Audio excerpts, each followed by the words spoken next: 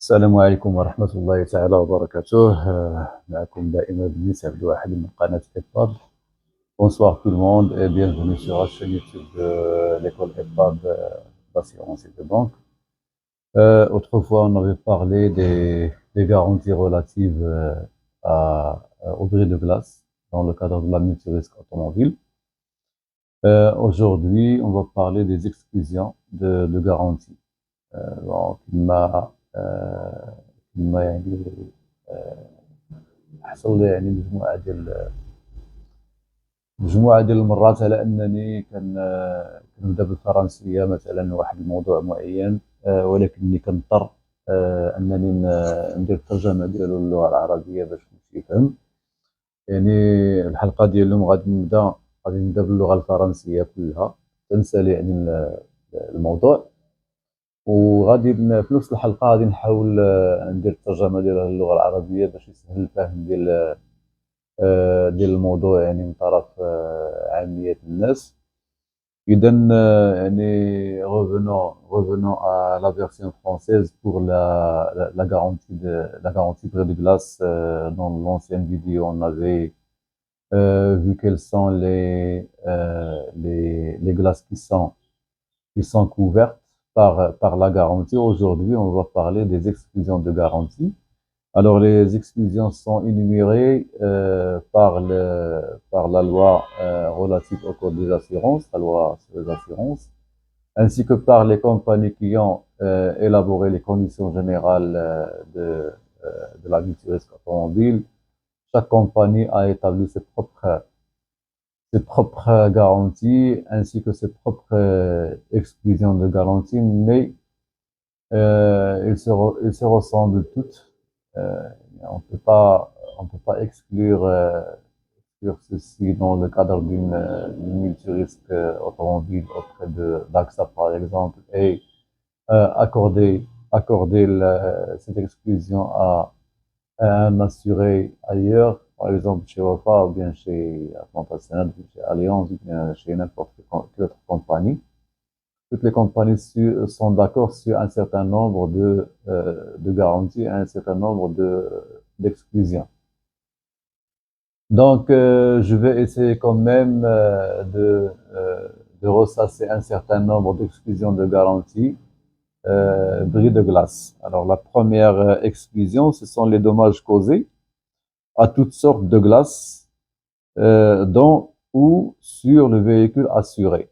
Donc, comme on a dit la dernière fois, les glaces qui sont couvertes, c'est la pare-brise, c'est la limite arrière et les glaces latérales.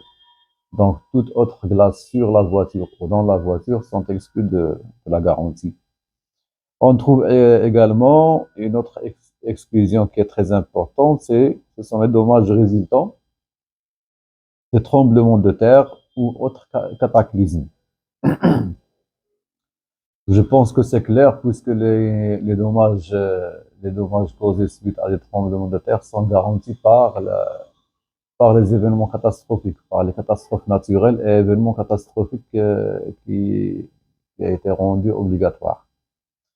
Ensuite, on trouve les dommages subis par le véhicule assuré lorsque le conducteur conduit sous l'emprise de l'alcool. Donc ça, cette exclusion, c'est elle qui m'a poussé à dire que toutes les compagnies sont d'accord sur un certain nombre de points ou bien un certain nombre d'exclusions. Il est anormal d'accorder la garantie à une personne qui conduit son véhicule sous l'emprise de l'alcool. Donc non seulement l'alcool, mais aussi les stupéfiants non prescrits médicalement. Donc, qu'est-ce qu'on entend par stupéfiants? C'est des médicaments qui sont permis lorsqu'ils sont prescrits par un médecin traitant. Lorsque le conducteur prend du stupéfiant, par exemple, pour se droguer ou bien perdre la conscience, et si jamais il cause un dommage à autrui ou bien il cause un dommage à soi-même ou bien à son véhicule, normalement ce dommage est exclu de la garantie. Donc, vient ensuite les dommages consécutifs à un défaut d'entretien ou de l'usure du véhicule. Je pense que c'est sur ce point, est très clair. Lorsqu'il y a usure de la voiture et que le dommage avait une cause, une liaison directe, une relation de cause à effet avec l'usure de la voiture. Donc à ce moment-là, il y a pas de couverture, il n'y a pas de garantie, il n'y a pas de remboursement. Après vient l'exclusion suivante, les dommages consécutifs à un vol, vandalisme, incendie, événement climatique, chute de la foudre, court-circuit, inondation ou au gel. Dans toutes ces circonstances, lorsque les glaces de la voiture se cassent suite à un vol, vandalisme, incendie, etc., etc., la garantie n'est pas acquise, n'est pas acquise. Donc vient ensuite les dommages subis par le véhicule assuré pendant son transport par air ou par mer. Étant précisé que la perte totale du véhicule désigné en conditions particulières reste assurée en cas de transport par air, par eau ou par mer. Donc à ce moment-là, lorsqu'on parle d'un transport maritime, un transport aérien, c'est la garantie transport qui joue, mais non pas la garantie bris de glace. Donc ensuite, et le dernier point, ce sont les dommages immatériels ou manque à gagner et dépréciation, ainsi que les frais de dépannage et de gardiennage consécutifs à un événement assuré. Donc, qu'est-ce qu'on entend par dommage immatériel? Dommage immatériel, c'est une perte financière. Donc, une fois le véhicule endommagé, automatiquement, on ne peut pas s'en servir. Du coup, s'il s'agit d'un taxi, par exemple, le chauffeur du taxi va quand même perdre de l'argent puisque c'est son gain-pain.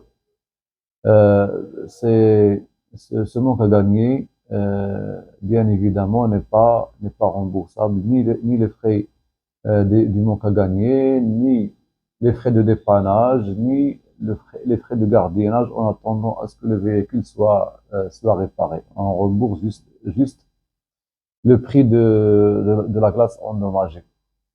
Donc, j'espère que vous avez bien saisi les exclusions de garantie pour ne pas laisser les gens croire que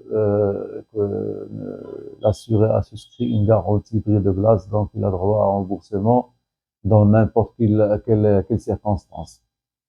Je m'arrête là. Je ne vais pas traduire tout de suite les exclusions de garantie en arabe. Je laisserai ça après le fort ou bien demain, Inch'Allah. Donc, يعني انتظروني يعني في الترجمة للغة العربية لهذا استثناءات الضمانات في حالة كسر الزجاج، إما إن شاء الله من بعد الفطور ولا غدا إن شاء الله، لكي لا أطيل عليكم. وما تنساوش يعني تابوناو في لاشين باش توصلوا بكل ما هو جديد. N'oubliez pas de vous abonner à la chaîne pour recevoir du nouveau. Et à la prochaine fois, Inch'Allah.